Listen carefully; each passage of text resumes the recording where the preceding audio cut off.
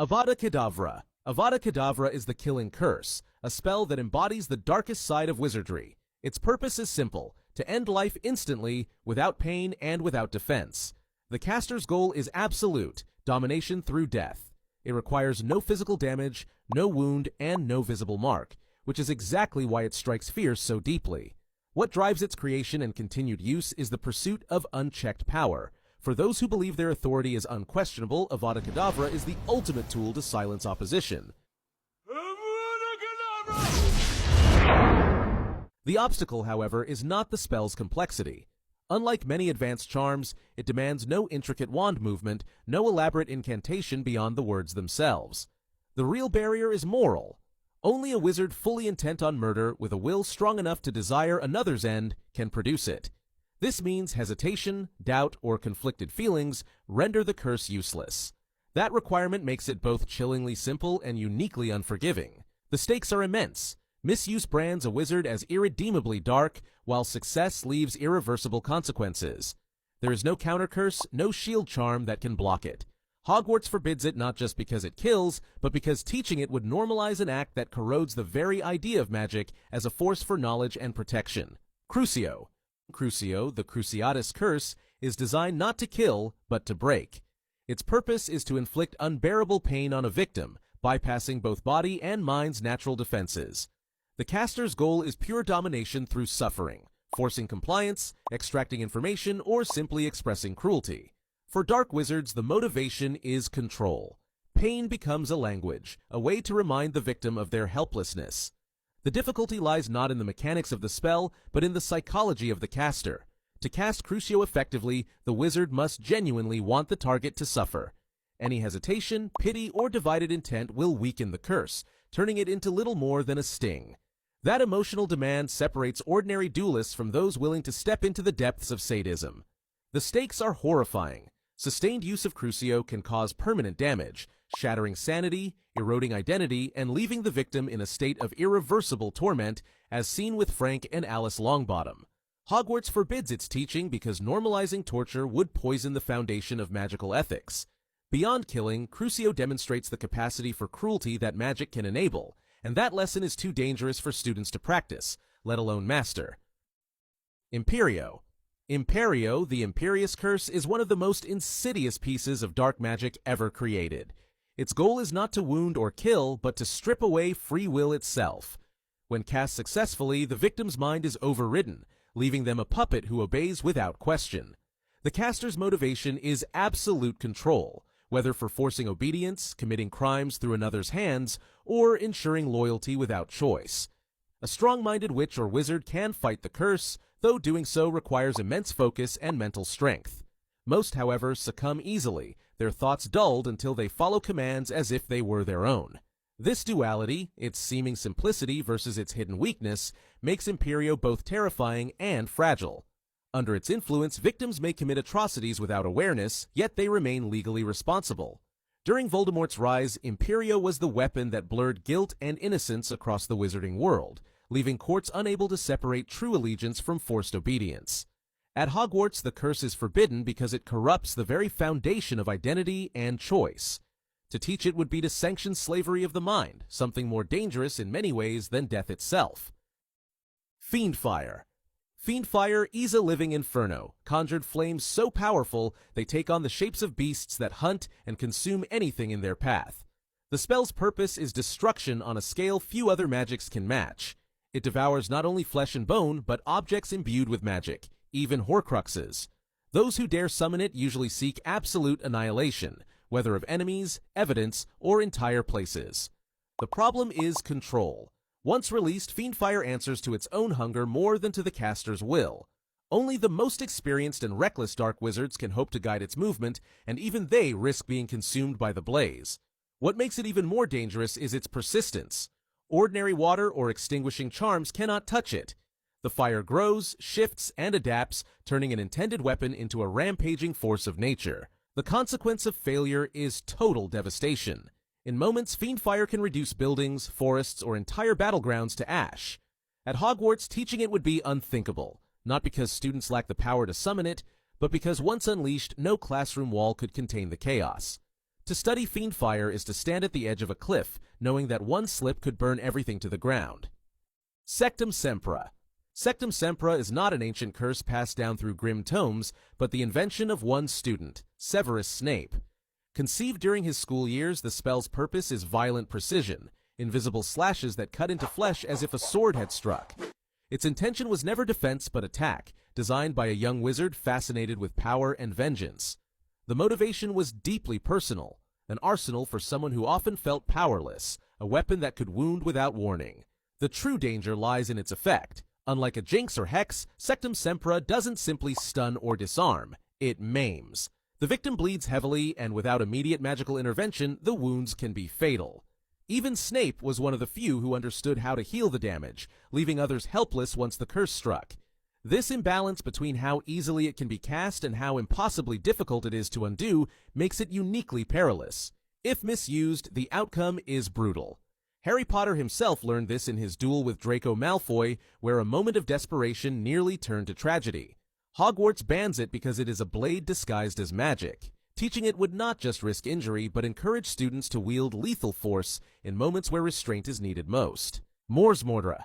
Mors Morta, known as the Dark Mark, is all about terror. When cast, it projects the skull and serpent emblem of Voldemort and his Death Eaters into the sky, often over sites of murder or destruction. Its purpose is psychological warfare. It announces presence, instills fear, and serves as a rallying signal for loyal followers. For Voldemort's army, the motivation was clear. Wherever the Dark Mark appeared, it meant dominance, death, and dread had arrived. What makes the spell so dangerous is not its technical complexity, but its symbolism. Unlike the Killing Curse or Fiendfire, Mors Morta does not physically harm. Instead, it weaponizes fear itself. The mark in the sky is an omen, a promise that violence has occurred, or soon will.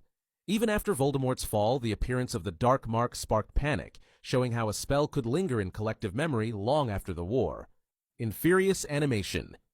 Imagine walking into a cave and seeing the dead rise from the water. Empty eyes, stiff limbs, and no hint of humanity left. That is the work of Infurious Animation. This spell does not resurrect but corrupts, binding corpses into servants that move only at their master's command. For the wizard who wields it, the attraction is clear. A tireless army, immune to fear, hunger, or pain. Yet what looks like strength hides a grim truth. These puppets cannot think for themselves, and to maintain control over many requires dangerous precision. A single lapse can unleash chaos, as the dead know no loyalty, only orders. Fire is the only force that drives them back. Ordinary charms are useless, which is why Voldemort filled the waters of his Horcrux cave with them, knowing terror alone might drown intruders before a duel even began. At Hogwarts, this kind of magic is unteachable not because students lack the skill, but because it strips dignity from the dead. To turn people's loved ones into weapons is a cruelty that crosses every boundary of magical ethics. Horcrux creation. To split a soul is to wound it beyond repair, and that is exactly what Horcrux creation achieves. The spell is never written in detail in any public text, for even describing the process is considered too corrupting. What is known is that it requires murder, the act of tearing life away, to fracture the soul. Once broken, a fragment can be bound into an object through dark incantations known only to the most depraved. The lure is immortality. A wizard who succeeds cannot truly die while their Horcrux exists. But the cost is terrible. Each act leaves the soul weaker, more grotesque, and less human. Tom Riddle's pursuit of this spell drove him to split himself into 7 pieces, and though it kept him from death, it left him diminished, warped into something less than a man. The danger lies not only in its making, but in its undoing. Destroying a Horcrux requires destructive magic strong enough to annihilate the soul fragment inside, often destroying the vessel as well. At Hogwarts, the practice is forbidden because it represents the ultimate perversion of magic, turning knowledge into a tool to bind oneself unnaturally to the world. If even whispered in a classroom, it risks planting an idea that could unravel everything wizardkind stands for. The Unbreakable Vow. Few spells embody finality as sharply as the Unbreakable Vow. It is not cast for attack or defense, but sworn between 2 wizards, with a third acting as binder. The vow seals spoken promises in living magic. Break the oath, and death follows instantly. This transforms words into chains, binding the future as tightly as any curse. The attraction lies in certainty. Where trust falters, the unbreakable vow forces it. Families, allies, or conspirators have used it to guarantee loyalty or silence, leaving no room for betrayal. Severus Snape's vow with Narcissa Malfoy is the clearest example. Once spoken, he was locked into protecting Draco and completing a task that could cost him everything. But what makes it so feared is how unforgiving it is. The magic leaves no escape route, no loophole, no mercy. If the promise is broken, the punishment is not symbolic but literal, striking with immediate death. Even casting it is dangerous. To swear lightly is to gamble with one's life. Hogwarts forbids its teaching because young witches and wizards might wield it recklessly, swearing themselves into impossible situations without understanding the cost. A spell that binds words to death is more dangerous than any duel because it lingers long after the wand has been lowered. Legilimency. Legilimency is the art of slipping past another's defenses and reading the mind directly. To the caster, thoughts, memories, and emotions become accessible as if pages in an open book. The temptation is obvious, to know what someone truly thinks without question, to strip away secrets, to uncover lies. Wizards have used it for interrogation, manipulation, and even silent dominance in everyday conversation. The danger, however, is that the spell is rarely gentle. To those untrained, the intrusion feels like a force tearing through the mind, leaving the victim exposed and shaken. A skilled legilimens like Voldemort or Snape can go deeper, unearthing buried fears or weaponizing private truths. For the unprepared, it is as violating as physical assault, but invisible to witnesses. Defenses do exist. Occlumency, the practice of closing the mind against intrusion, can resist or block legilimency, though few master it. This makes the spell even more dangerous. Most witches and wizards lack the discipline to protect themselves. Hogwarts does not teach it because it undermines trust at its core. In a school setting, it would turn every classroom into a battleground of stolen answers and private humiliations. Memory charms. Memory charms are not inherently dark, yet their misuse makes them deeply dangerous. At their core, they are designed to alter or erase specific recollections in a person's mind. The most common form, Obliviate, wipes away memories cleanly, leaving no trace of what was lost. Wizards have long used it to hide the magical world from muggles, carefully editing away sightings of spells or creatures. But what begins as a safeguard can quickly turn sinister. To tamper with someone's memories is to rewrite their identity, reshaping how they understand themselves and the world around them. Gilderoy Lockhart turned the charm into a weapon for fame, erasing the achievements of others so he could claim them as his own. His failure against Ron Weasley's broken wand showed how fragile the spell can be, twisting instead of erasing, leaving minds fractured beyond repair. The true peril lies in subtlety. A memory altered without notice can change loyalties, erase crimes, or create false histories. Victims may never realize they've been tampered with, living entire lives based on illusions. At Hogwarts, teaching memory charms as a casual skill would open the door to abuse on every level, from erasing failed exams to silencing classmates. Such quiet power, hidden behind a smile, is too dangerous to hand to students. Blood magic. Blood has always carried power in the wizarding world, and spells that draw upon it belong to the most ancient and secretive traditions. Blood magic binds life itself into ritual, using sacrifice or kinship as the fuel for enchantments. The appeal lies in its permanence. Wards sealed with blood endure beyond ordinary charms, and protections rooted in family ties can outlast even death. Lily Potter's sacrifice is the clearest example. Her spilled blood wove a shield so strong that Voldemort could not touch Harry for years. But such power comes with grim costs. Many forms of blood magic demand pain or death, twisting natural bonds into tools of control. Dark wizards have used it to bind servants, curse enemies, or tether themselves to life in grotesque ways.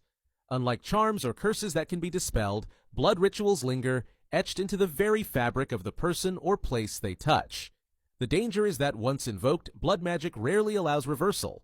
Its strength lies in its finality, and even the caster may not escape the consequences of their own ritual. Cursed objects. Cursed objects appear ordinary until touched, worn, or used. Then their true nature reveals itself.